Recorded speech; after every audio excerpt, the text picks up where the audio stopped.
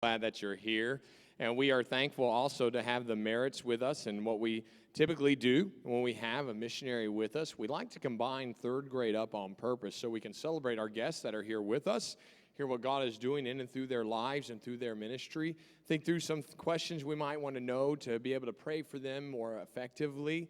And so we're always glad to have third grade all the way up on purpose. We want our young people to be in exposure to that and understand what God's doing around the world and have their hearts opened up to what God may want to do through their lives as well. And parents and grandparents, that's what we want for ourselves and for them as well, to be open to what God wants to do in and through our lives for the gospel. So it's our great privilege this morning to have Scott and Carrie Merritt with us, missionaries to the Navajo Nation. And I also am just privileged to have them as friends and as mentors in our life. And so we're just very thankful for them. They've been on the reservation for several decades.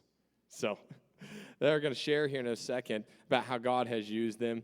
And I just want to encourage you this morning, they have been faithful for multiple decades out there as missionaries with the BBFI and just have been such an encouragement, such a help to other young missionaries who have come along their way and in helping. I don't even know how many teens have come through the summer camps there, but just reaching a group of people that are very, what I'd say, marginalized, even within our own country here. And so I want to encourage you this morning, as Brother Merritt begins to kind of show some of the different ministry slides and what's going on there, that you maybe have your heart and your thoughts stirred about a question maybe you want to know to get to know a little bit better what's going on the Navajo Reservation. And then want to encourage you, between services, go up, introduce yourself, get one of their prayer cards, pray for them, have your young people pray for them as well. And we just want to be thoughtful about a very needy mission field that's right here in our own borders. You don't have to have a visa to get there, and you can have a great impact there. And so I'm going to ask Brother Scott if he'd come and share some of the ministry with us, and then we're going to have a short interview and question and answer time afterwards. So Brother Scott, come right ahead.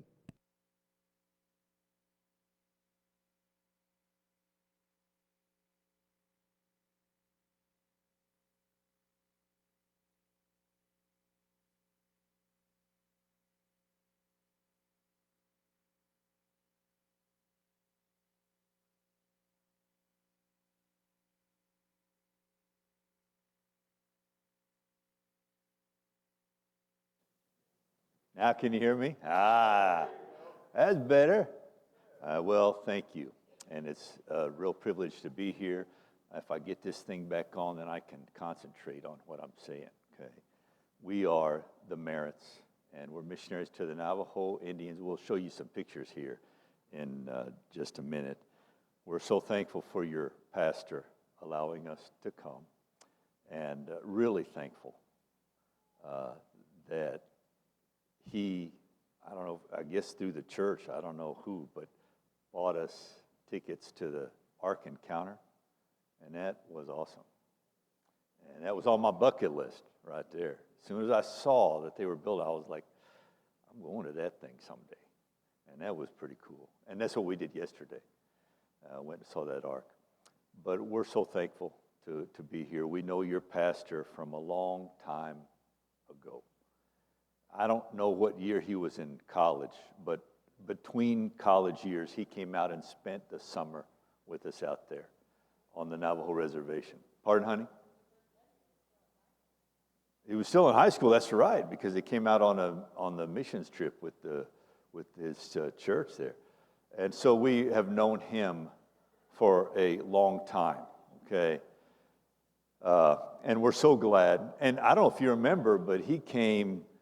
your pastor and his wife and their daughters came out to our place back in February.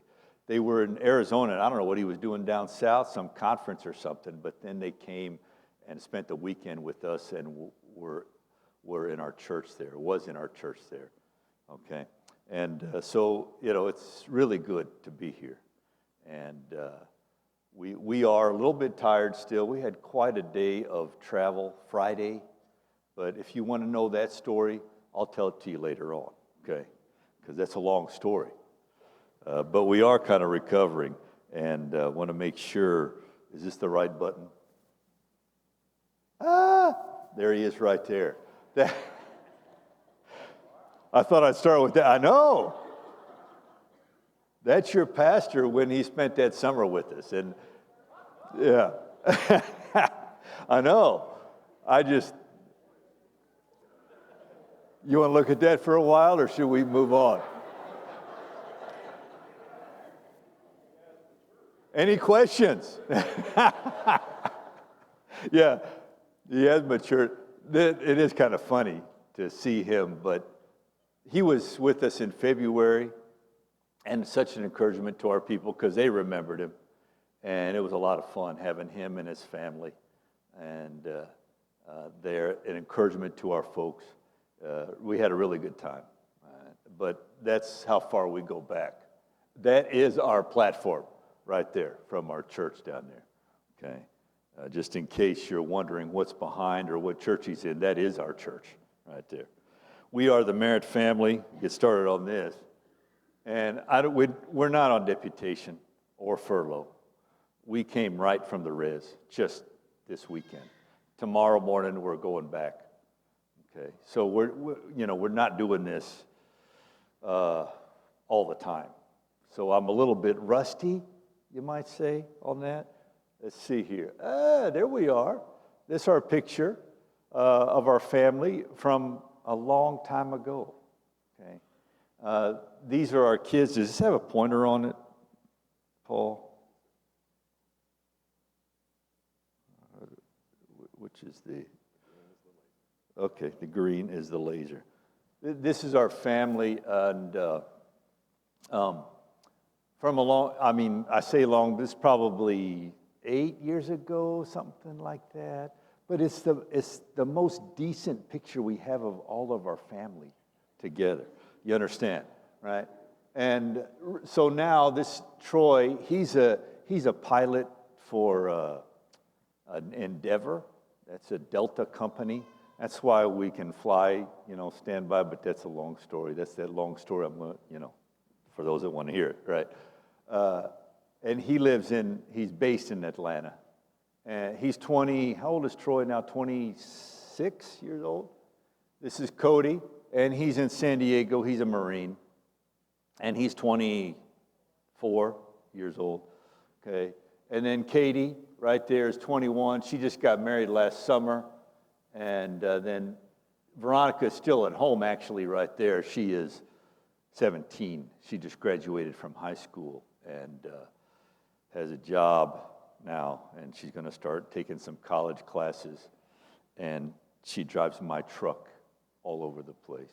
And so pray for us on that one. Okay? Yeah. We actually have, these are 4 kids. We actually have 5. Okay. This is Hannah, and she is our oldest. She was born in 1990, and when we moved to the Navajo Reservation, she was 2 months old. She was born with severe brain damage and only lived to be 12 years old. She was almost 13 when she died. So she's our oldest, and she's with the Lord. And that is quite a story in itself, but the Lord really put us through a trial. We were young missionaries, didn't know what we were doing. And here was our little baby we were anticipating the birth of our first little child, and she was born with severe brain damage, and boy, that was a trial. I can't tell you. That's another story that I'll tell you back there, right? Or Carrie will tell it to you later on. But that's our family. We are missionaries. We are missionaries to the Navajo Reservation. I've already been talking to a few people, and the big question is, where is it and how big is it? That's where it is. It's on the northeast corner of Arizona right there. Where are we? I don't even know which one Ohio is. Right here? Is that Ohio? Yeah. But that's where we are. And the see, I don't know if you can see that outline, but it's big. Square mileage, it's probably equal to like the state of Indiana. Okay, so it's a big place. It's a big spread out there. And there are other churches and other missionaries out there. It is big, okay? Let's see. It's beautiful. not those people. Those people are beautiful, but behind them, that's the Grand Canyon. And if you know, right where the reservation is right on the edge. The Grand Canyon borders the reservation. So did we take you guys out there? No, we went to Canyon de Chelly. It's about a 3-4 hour drive to the Grand Canyon. And so it's, I don't know, close, kind of, in a way. But it's beautiful. And then I think we took your pastor and Amanda and the girls to Canyon de Chelly, didn't we? And that's beautiful. That is on the res, right in the middle of it, and that's beautiful, okay? But it is some beautiful land. Monument Valley, you might have heard of if you watch John Wayne movies, Monument Valley, and Painted Desert, Petrified Forest, and so it's a lot of neat stuff to see land-wise, okay? The Navajo reservation is, I don't remember who I was talking to already, but it amazes people, it surprises them how when they come out, how it kind of feels like a different country. Even though we're right here in the United States, it's a different culture and a different language. This is the Navajo language, and it is one of the most difficult languages in the world to learn. No, I don't know it. I know a few words, like, oh is my favorite word. That's yes. Oh, anybody can learn that one. Oh, but there's some other words we know. But it's difficult, and you might have heard of the Navajo Code Talkers, right? Raise your hand if you heard of the Navajo Code Talkers. If you have not, go Google it. All right? They were World War II heroes. They used in Navajo in World War II. They recruited a bunch of Navajos into Marines, and they used their language for a code, mostly in Asia, mostly against the Japanese. And their code, this code was never broken, and it was top secret or what do they call that? Until about, 10 years ago, they weren't even allowed to talk about it. So it pretty significant language in our history, and still going on. It's hard to say how many people speak the language now. I would say about, on my guessing, about half of the families still speak Navajo right there in their home. So it's still used. We have one lady in our church that's probably in her 60s. I'm not sure how old Glory is, but she doesn't hardly speak English. Okay, she can. She doesn't like to. She'd rather speak Navajo. That's a little bit rare. You don't meet that many that speak only Navajo.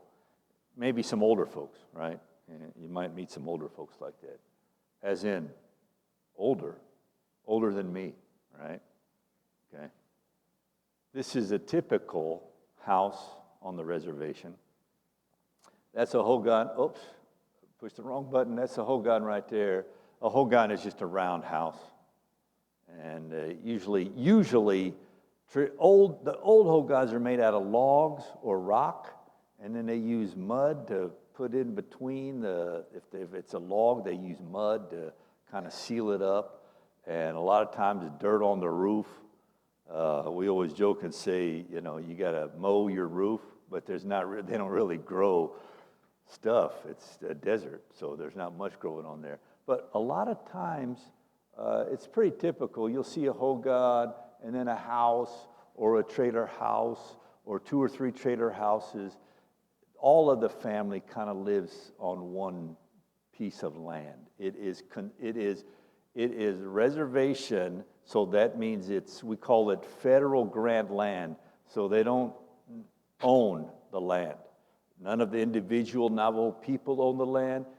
even the Navajo tribe doesn't own the land. It's federal land. And so they're allotted, we call it a lease site, and that's where their family lives, on their lease site, okay? It's some of the struggles out here, and by the way, they're not here yet. We have a young family that lives in Pennsylvania that came here yesterday just to see us. She is from Pennsylvania. He is a Navajo. And she came out to Window Rock to teach, and they met at our church and got married. Now they're living in Pennsylvania. And so they've got two little kids, cute little kids. We spent last night with them, all right? But they'll be here, I think, for the church service. We told them, don't worry about Sunday school because it's just going to be about Navajo. They already know about that stuff. But one of the struggles, and you can ask Brian, I don't know, he's kind of out, that's his name, Brian Town. He's been away from the res for, how long ago did they move away? 5-6 years ago. So I don't know if he, remembers how it was, but it's a struggle out there in some ways. If you look at this chart, can you see that? Is that too small? Writing, but this is unemployment, and that's almost 50%. So you have almost 50% unemployment out there. You have almost 50% have no high school diploma, all right? And this is almost 40% that are below poverty level. So in other words, it's a poor area to live. Okay, it's a poor, depressed, economically depressed area to live. All right, let's see. I want to skip this. I mean, I would say if there's things that make it really difficult working on the res and living on the res, one would be the economy is poor. As far as mission work and building a church, I would say alcoholism is a struggle that, I hesitate to talk about that because I don't want to make it sound like, everybody's a drunk out there, but there's a lot of it. And we always say, not every Navajo has that problem, but it's probably in every family that we know of is affected by it. So there's some struggles there. And so here's our ministry. This is Chahotso Baptist Church, and that's where we've been for, when did we move there? 1990, almost 30 years, 29 years. That's when we first moved there. When we moved there, all we had was this little building right here, and it wasn't even finished. And then we built this building in 97, 98. But this picture is from, I think it was Easter in the early 90s. And it was just a small group of people. And so this picture was probably, I don't know, a couple years ago in our new building. So the Lord is blessed, and we've grown, and I think we have a good ministry out there. I do get discouraged sometimes, who doesn't, right? But it's a good ministry, and God's been good to us, all right? Other ministries we have is the jail ministry. We live in St. Michael's, which is right next to Window Rock, and there's a jail in Window Rock. It's not the only jail on the Navajo reservation, but it's one of them.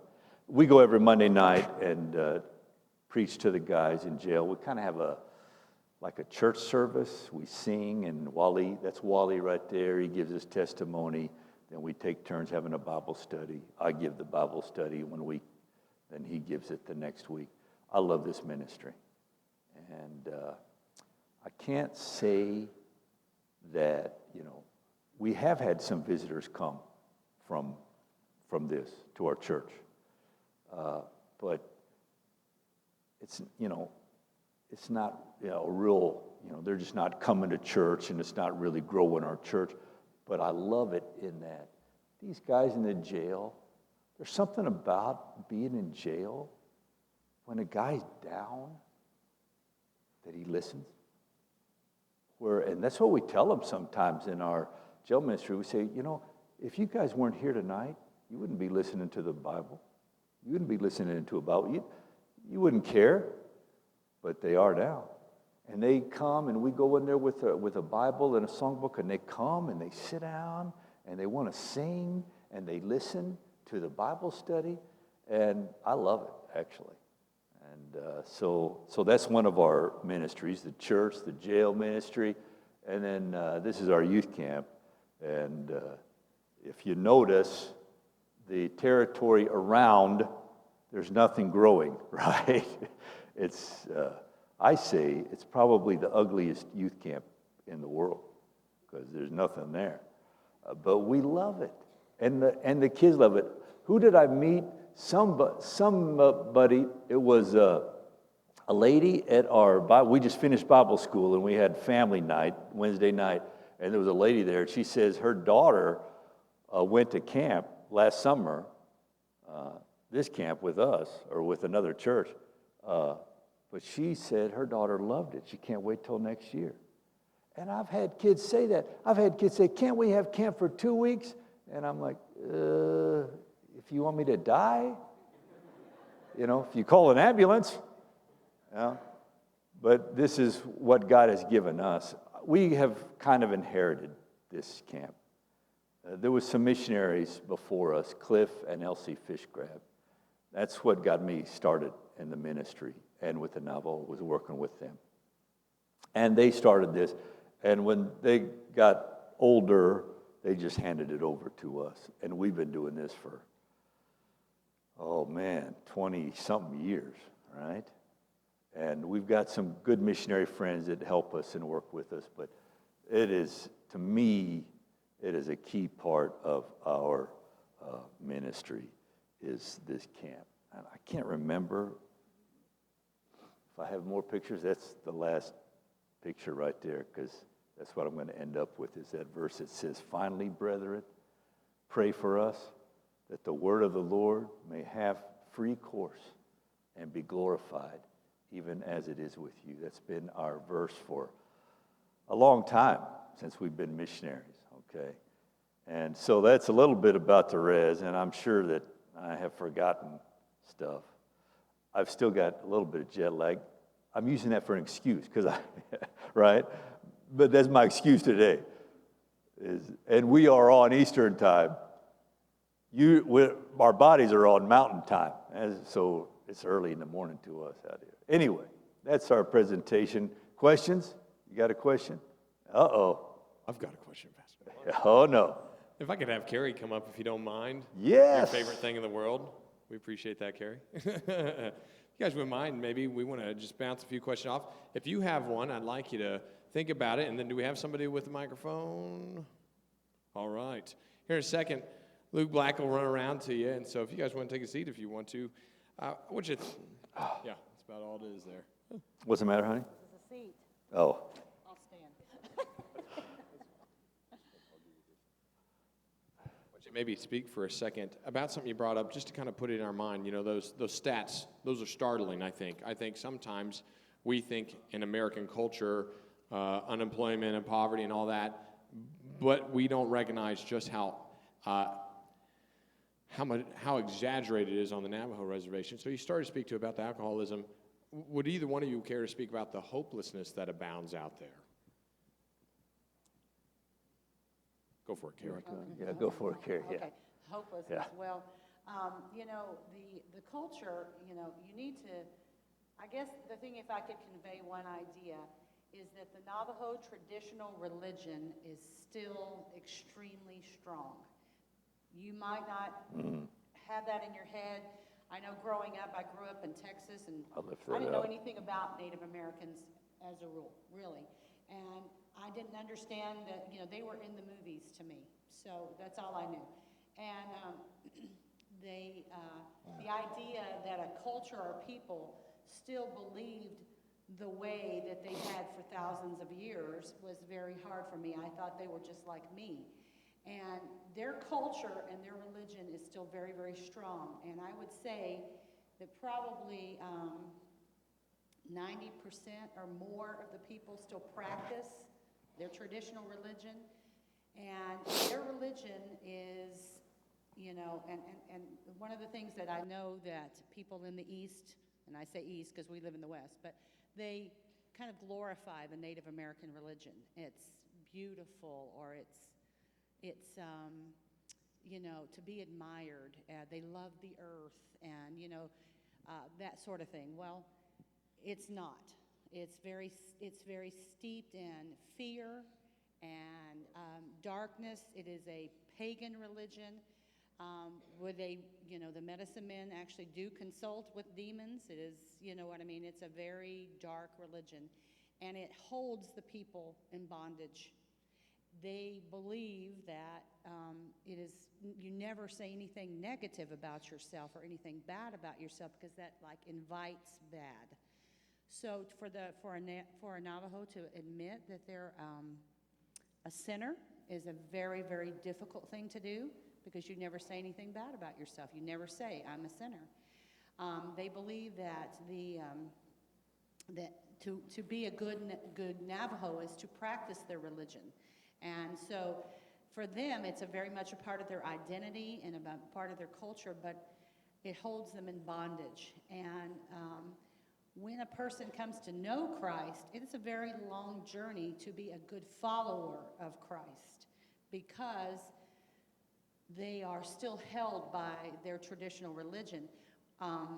You know, if a family member calls you and says, you need to come and, you know, and help us with this ceremony for some family member, if you say no, you're saying no to your family, and you're rejecting your family.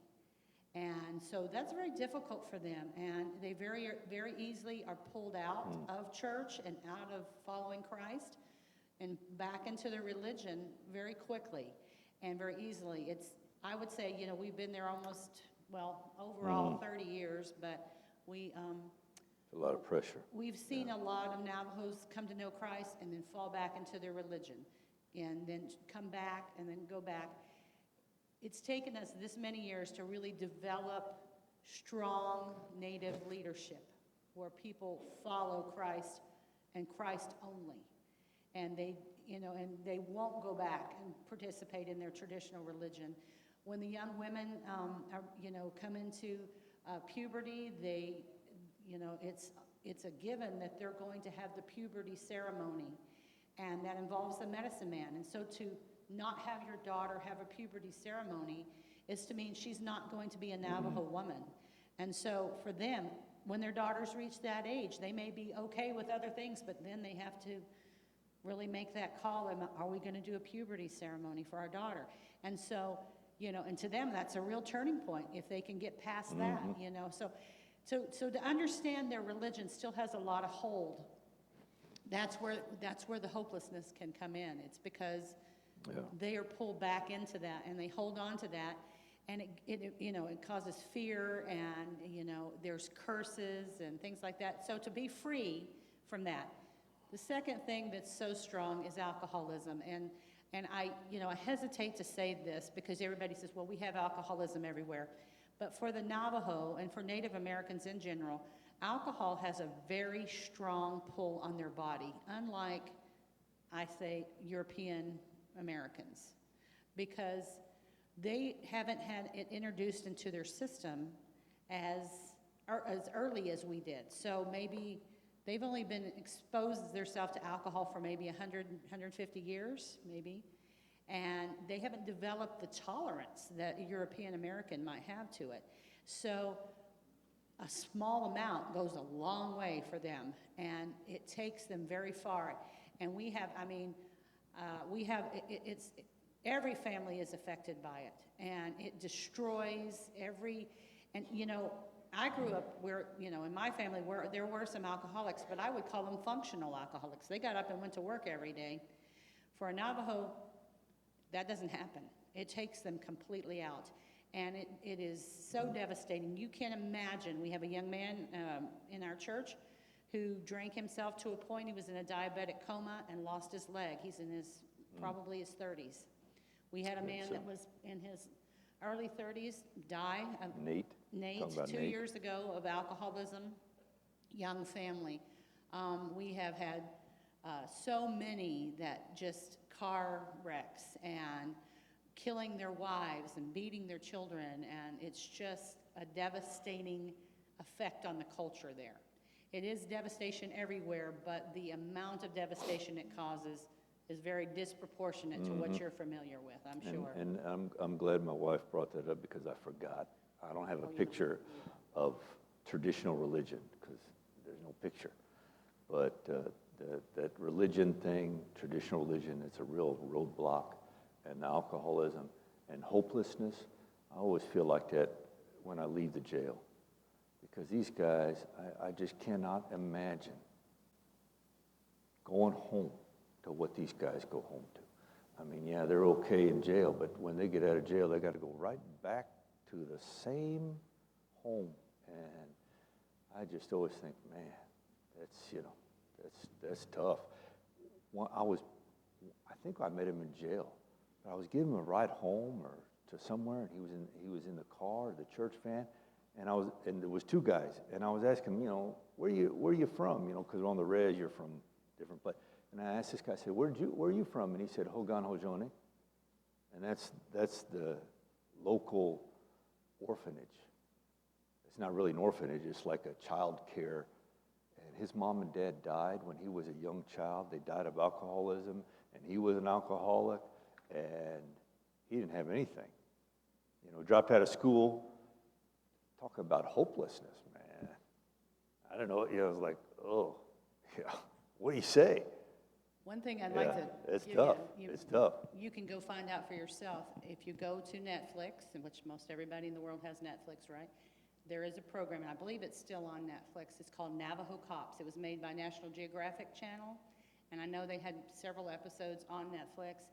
And to watch that is to get a glimpse into the culture. That's good.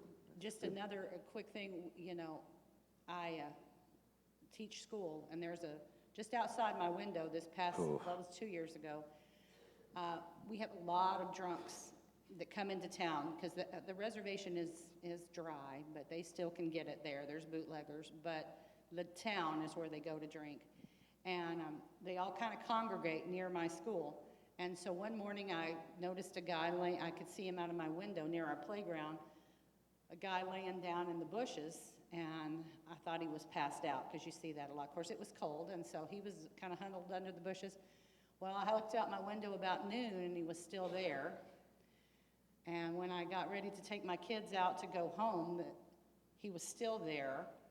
So I went in and talked with my principal. I said, I think we need to call the police. I think he might not be alive still. Sure enough, he had passed out and died. That's pretty common. Just right outside the playground. So it's pretty, it's pretty rampant, and it's pretty devastating there as far as that goes. I think maybe even on top of it, you could speak to something that, and maybe not all of us have the same idea. I think often I hear a misnomer about the Navajo, meaning, or any American Indian, that, hey, yes, many years ago, we forced them off land, etc., but we took such great care of them. They have all they could ever want or need from the U.S. government, but you spoke about something a little bit ago that I don't think everybody recognizes, which is they don't own their land. They're perpetual renters, if we can say it that way, and there's not a lot of economic opportunity out there. There isn't. And so it's kind of a catch-22. If you did want to leave, the pressure of the family, the religion, et cetera, and being away from the Navajo is almost insurmountable. But to stay, there's no real avenue. So maybe help us that have never lived out there. What's it like? Well, that's a tough one. And like this young man that'll be coming to church, I hope they get here. But Brian, we were teasing him last night saying, what you guys need to do is move back. And Brian's like, no. He's not going to move back to the res. He's living in Pennsylvania, got a good job, and they live in a comparatively a nice life. Yeah, a nice life. So, and a lot of Navajos moved to like Phoenix and Albuquerque because there's jobs down there. There's jobs down there. To clear it up, though, the Navajos weren't forced off of their land. They were temporarily, but they are actually, their reservation is on their traditional land. It is Deneta, which means the land of Right. the people, and they do live there. And there was a time in the 1800s where they rounded them up and moved them to eastern Fort New Mexico, Sumner. eastern New Mexico. Made them walk. Have you guys heard? You might have heard of the long The walk. long walk. But then they let them go back after 7 years. They were dying and starving to death, and it was terrible, and so they did let them go back. And they rebuilt a life there. But they have their 4 sacred mountains, and they live within their 4 sacred mountains. And the people, while there are jobs and while there are many things elsewhere, they value that land and they view that land as sacred, and to be on their sacred land is very important to them. So many of them say, no, we won't leave because this is our sacred land, even though the opportunities exist elsewhere. But the government has does do a lot for them. Some people get the idea that, there's a lot of reservations have lots of big casinos, and some Indians get a lot of money just for being a member of that tribe. On the Seminole Indians in Florida, they get They like, support Arlen Payne. I was yeah, talking to they the get like pastor. $5,000 or $6,000 a month just for being a member of that tribe. The Navajos don't do that. We do have some casinos. It's just gotten started about 10 years ago, but they don't get what they call a per diem. So like in smaller tribes like the Seminoles, they get a profit share of all the profits. Navajos don't do that. They don't get that. When they get government assistance, it's welfare, it's food stamps, it's WIC, and those sort of things that people get. And I would say, most of the jobs that people have are government jobs for the school or the government or for the tribe. If you get a job working for the tribe, that's the majority. The health service, the Indian hospitals, IHS, what we call them, get a job there. But other than that, There's not a lot of private industry. There's not a lot of private industry at all because it's government land. We do have some coal mines and some But that's natural even gas. that's dying out now. but yeah, we've pretty much run the course. There was some logging and stuff like that they've had, but it's kind of dying out. Yeah.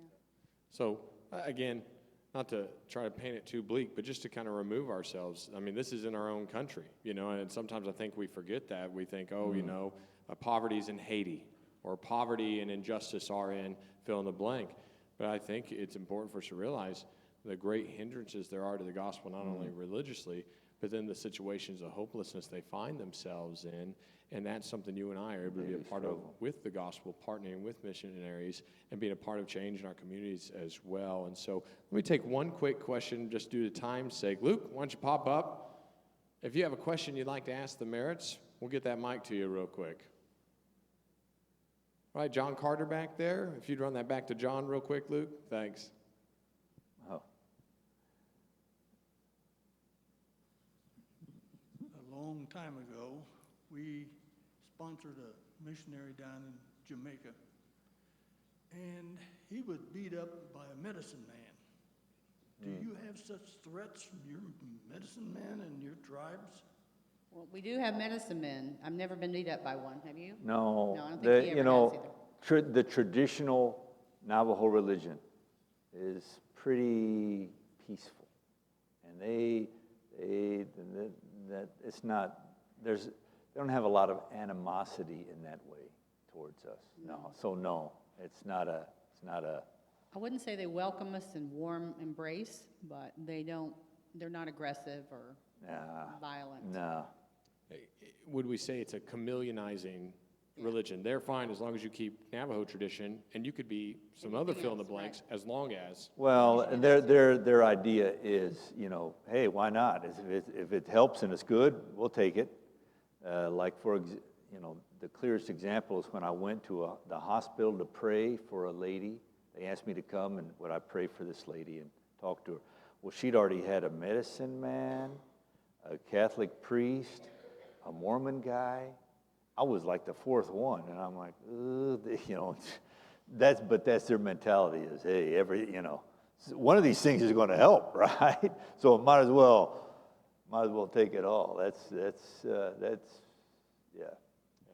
I appreciate it. We're just out of time, but here's what we're going to have them do. We're going to have Scott and Carrie go to the foyer. We're going to encourage you to get around. I know you say, man, maybe I had a burning question I wanted to ask them. They'll be in the foyer. They'll be with us this evening as well. You want to get around, say hi, let them know you're praying for them, pick up their prayer card, then talk with them, just hear about how God's worked in their life out on the res and partner with them in prayer. And so we're dismissed. Choir members, if you would meet in the choir room at about 10:22 so we could run through a song real quick. Choir members, 10:22 right there in the choir room. You are dismissed.